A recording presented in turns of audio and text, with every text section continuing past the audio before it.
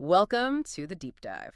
So for today's deep dive, we're looking at a case that really is all about the inescapable nature of our digital footprint. Mm. We're talking about the tragic murder of a 17-year-old Lyrico Steed. It's a case that started with literally zero forensic evidence, Right. but it ended with all four attackers and a key conspirator being brought to justice pretty much entirely through technology. It was a horrific starting point for the investigators. Mhm. I mean, Leroux was stabbed 18 times. It was a complete frenzy of violence. 6 of those wounds were to his face. That's brutal. And the police arrived to a scene where they essentially watched someone die on their body cam footage, but they had nothing. No physical evidence, no obvious motive, no intelligence picture at all. So they're just operating in a complete vacuum. What was their actual starting point? All they had was Leroux's, his dying declaration. He was just able to confirm his own name and that 4 people had attacked him. 4 people, that's it. That was it. They knew the number, but not who, where, or why. And critically, his phone was missing. Which is usually the first place you'd look. The smoking gun. Exactly. It's the timeline, the contacts, everything. Without it, they had to rely, absolutely, on the digital traces left by everyone else. The mission became finding those tiny traces and building a case. So let's unpack that initial vacuum. You have an attack this violent, 18 stab wounds. That usually points to something like a major gang issue or some deep personal revenge. But Laura wasn't known for any of that. He wasn't involved in gangs, so the violence was completely disproportionate to anything they knew about him. So what did they do? The detective team had to cast this incredibly wide net. They weren't just looking at Laura. They were searching police systems for any known tensions, any feuds in the whole area, just hoping for a connection. And this is where the case takes its first turn, right? The break didn't come from a witness or a weapon. No, it came from that intelligence work. It flagged a 15-year-old girl, who the sources just call Girl 1. She was on a date with Laura that night. Okay, so she's critical. She's the last person to see him alive. And the only person who claimed she saw the attackers. When they interviewed her, she said they'd met on Instagram, then moved to Snapchat to arrange the date at a park. And what was her story about what happened? She claimed they were just, hanging out, and she stepped away for a moment to get a draw to smoke. And then suddenly 4 figures just burst onto the park. Rushed them. Yes, rushed them, robbed her of her iPad, and then ran off. She said she panicked, couldn't find Lero in the dark, and just went home. So her story gives them a location, a time frame. But something about that just doesn't sit right. It was the first red flag. Why wouldn't you call 999? The police were seconds away. Her actions just didn't match the behavior of a terrified witness. And the CCTV confirmed their suspicions. It did. They reviewed the footage, saw Lara and the girl, and then they saw the 4 figures run towards them in a starburst formation. Lara sprints away. So that much was true. He was definitely chased. But the footage showed more than that, didn't it? This is where her story starts to unravel. It completely exposed her. They tracked her leaving the park. She wasn't panicked. She wasn't searching for Leroux. She just casually walked away and got on a public bus. And then came the moment that just destroyed her whole story. The absolute nail in the coffin.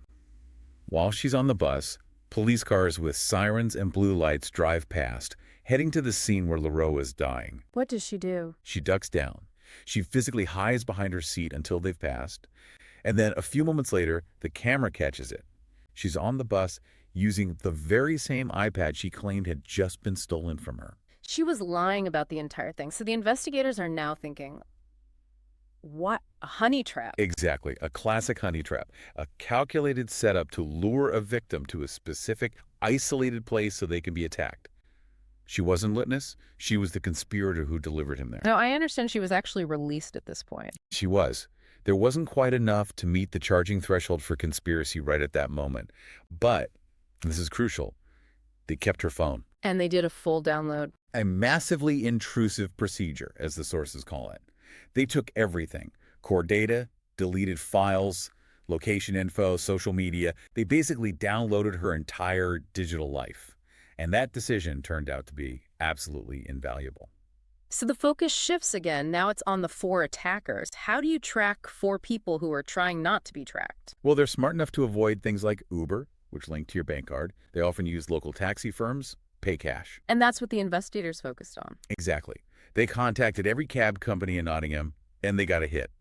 A firm called Central Cars. What did they find?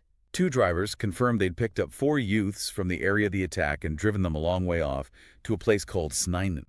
This gave them a route, a time frame, a path away from the murder. And this is where the suspects make a huge mistake. A huge mistake. Yeah. They ran off without paying the fare, but one of them left behind a cheap blue Nokia phone, a classic burner. Designed to be untraceable. Digitally, yes. The SIM was unregistered, pay as you go, but physically, it was a gold mine. They found fresh DNA on the mouthpiece from the last person to use it, Yeah. and a full fingerprint on the battery from whoever put the SIM card in. So they've got him. Not yet.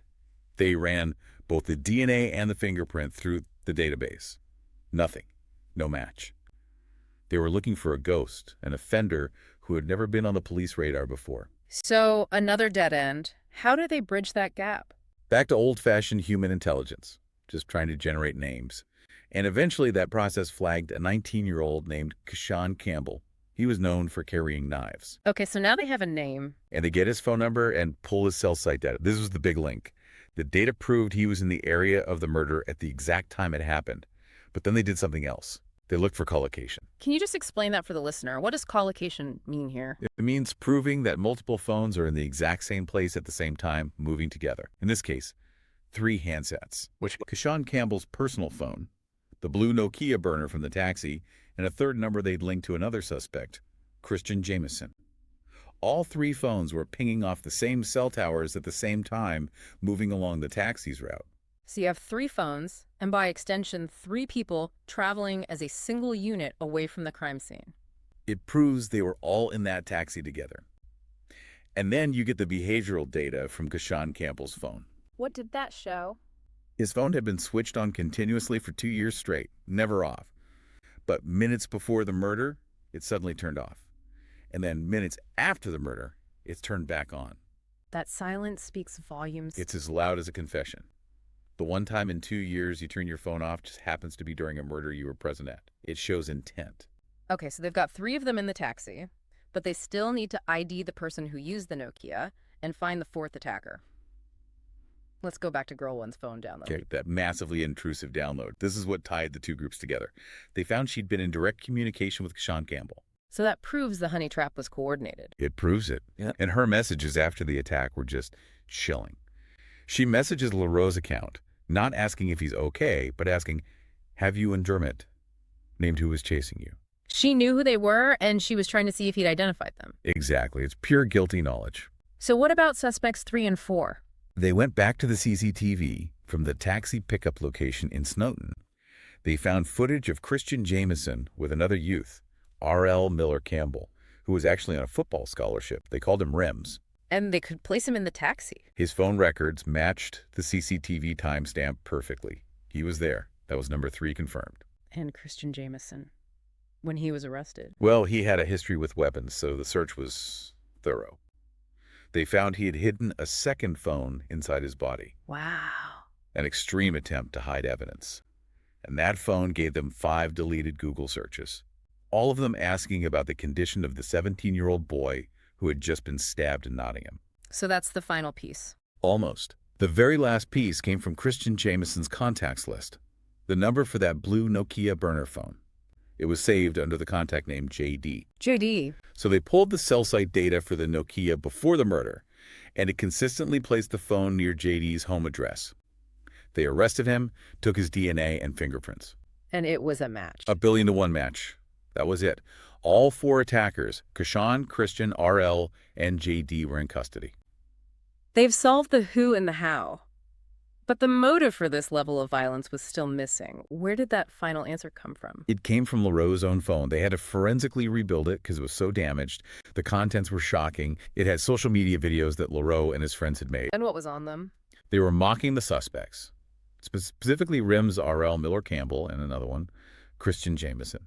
They were calling them runners or athlete gang. So this entire brutal murder was triggered by online disrespect, by a nickname. That's the tragic, senseless truth. The suspects group retaliated by uploading their own drill music video to YouTube.